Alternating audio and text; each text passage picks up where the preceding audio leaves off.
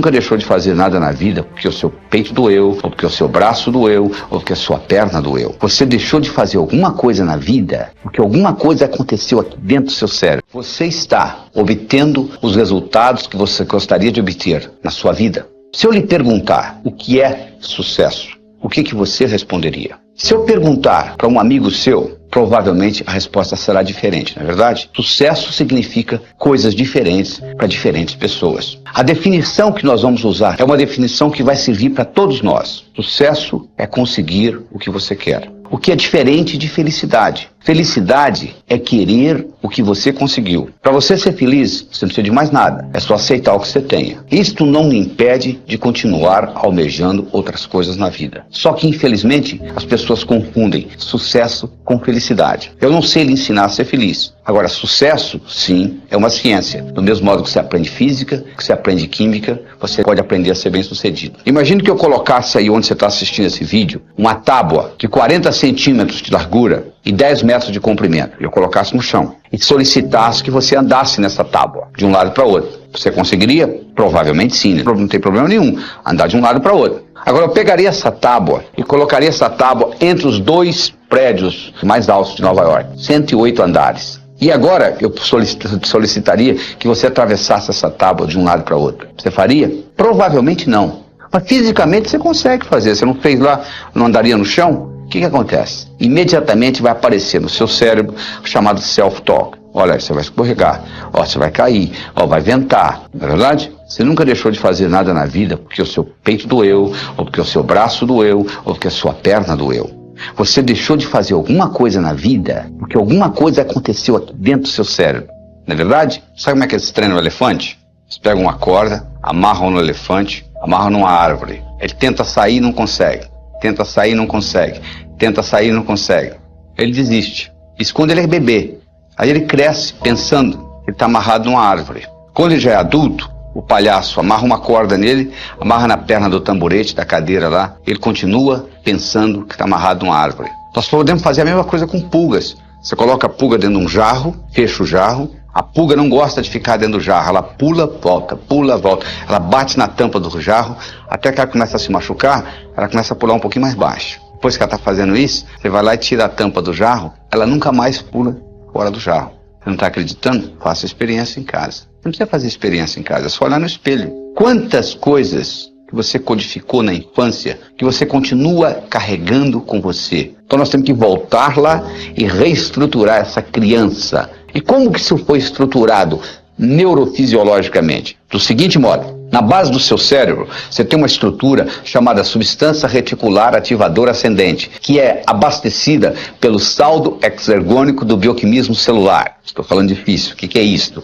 Significa que se eu levanto a mão, eu libero mais energia do que é necessário para levantar a mão. Parte dessa energia vai pelo sistema nervoso e ativa essa substância que ativa o cérebro. Então o seu cérebro se mantém acordado graças à substância reticular ativadora ascendente. A segunda função da substância reticular ativadora ascendente é funcionar como se fosse uma secretária executiva do seu cérebro. O seu cérebro não pode prestar atenção em mais do que 5 a 9 coisas de cada vez. Você não estava prestando atenção no dedão do seu pé direito, até que eu falei, nem tampouco na ponta do seu nariz, nem no lóbulo da orelha esquerda, e assim por diante. Porque você não pode prestar atenção em tudo isso, no que eu estou falando, na temperatura da sala. Opa, peraí, tem que ter uma prioridade. E a substância reticular ativadora ascendente estabelece essa prioridade. Quem estabelece para ela? O cérebro. O cérebro diz, isso é importante, eu quero ver, isso não é importante, eu não quero ver. Então as suas crenças foram codificadas e o cérebro diz para a substância reticular, é isso aí. Então imagina uma menina com 12 anos de idade abusada sexualmente. Ela chega à seguinte conclusão: homem não presta. O cérebro dela diz para a substância reticular, então se você encontrar um homem que não presta, eu quero saber. Quando você encontrar um que não presta, eu não quero ver. E daí para frente, o que é que ela vai encontrar na vida? Homens que não prestam. Então com isso se perpetua. E você então passa a ter a sua vivência de acordo com as suas crenças, de acordo com a sua autoestima. Está entendendo como a coisa funciona? Se você quiser mudar a sua vida, você tem que começar mudando a sua autoestima. Nós vamos trabalhar nisso aqui. Como é que você melhora a sua autoimagem? O que você precisa fazer para mudar essa autoimagem? O que você precisa fazer para modificar essa janela da substância reticular ativadora ascendente e, consequentemente, mudar a sua percepção. Mudando a sua percepção, você muda a sua realidade. Porque as coisas são simples. Nós somos animais linguísticos. Linguagem nos diferencia dos outros seres e nos faz humanos. Nós temos dois tipos de linguagem. Nós temos uma linguagem que gera ação e uma linguagem que não gera ação. Se eu disser para você, a temperatura dessa sala está quente. Mudou alguma coisa no universo? Absolutamente nada. A temperatura continua a mesma, não é verdade? Isso é uma linguagem que não gera ação. Agora, se você estivesse aqui e eu dissesse para você, segura essa caneta, por favor, e você segurasse, a caneta teria passado da minha mão para a sua. O que aconteceu? Aconteceu uma ação. Essa linguagem, solicitação, gerou uma ação. Você quer ver uma outra linguagem que gera ação? Declaração. Se você vai perante um juiz, homem e mulher, e o juiz diz, eu declaro vocês marido e mulher, e 5 segundos depois que ele acabou de dizer isso,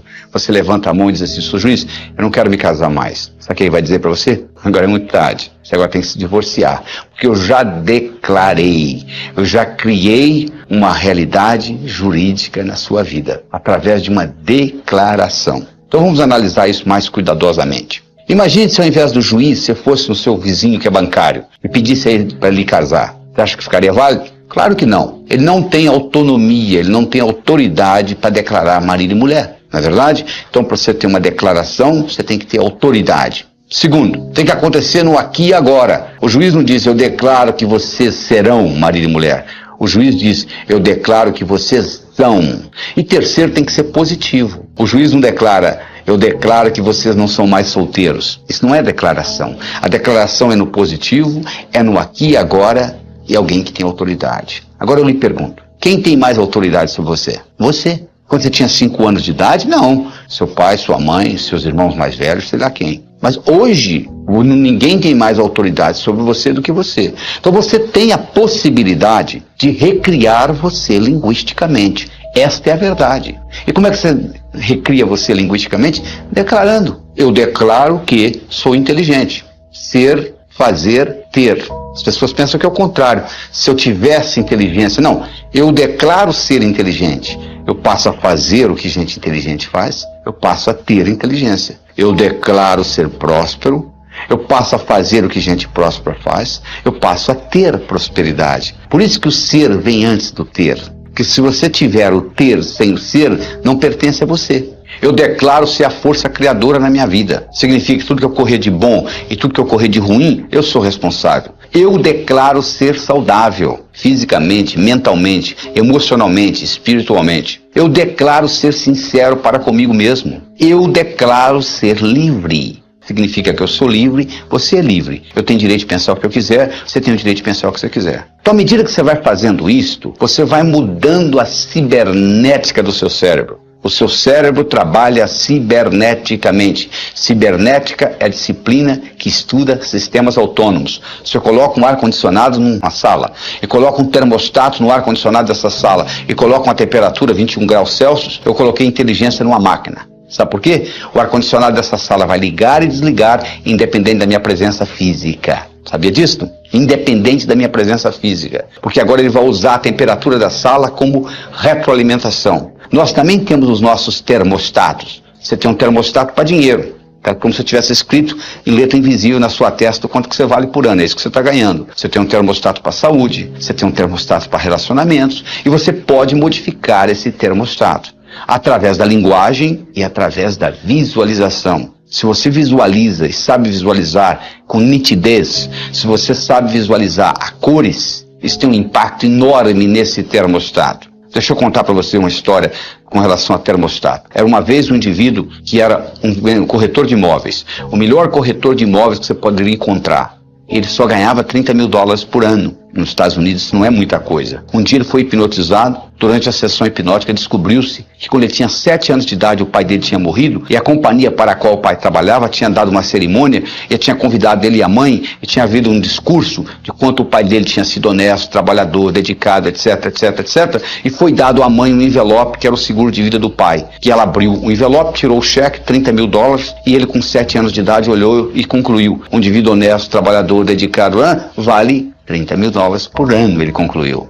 trazido de volta da sessão hipnótica e trabalhado com essa tecnologia que eu estou trabalhando com você aqui agora nesse vídeo, esse indivíduo na semana seguinte dobrou o que ele ganhava, na semana seguinte ele triplicou, na semana seguinte ele quadruplicou. Um ano depois, ele ganhava $1 milhão por ano, fazendo o que ele sempre soube fazer, levantando a mesma hora que ele sempre levantou, indo dormir a mesma hora que ele sempre foi dormir. Sabe o que mudou? O termostato dele. Essa que é a diferença que faz a diferença. É essa mudança de termostato. Isso é que é importante. Essa mudança, é isso que nós estamos fazendo aqui. William James, que é considerado o pai da psicologia moderna, ele foi um filósofo, um psicólogo, professor da Universidade de Harvard. Ele tem uma frase famosa que é a seguinte: o passarinho não canta porque está feliz, ele está feliz porque canta. Porque uma vez foi perguntado ao Dr. James: Dr. James, na sua opinião, qual foi a descoberta mais importante no campo do desenvolvimento humano nos últimos 100 anos? Ele disse: na minha opinião, foi que antes pensava-se que para você fazer, você tinha que sentir primeiro.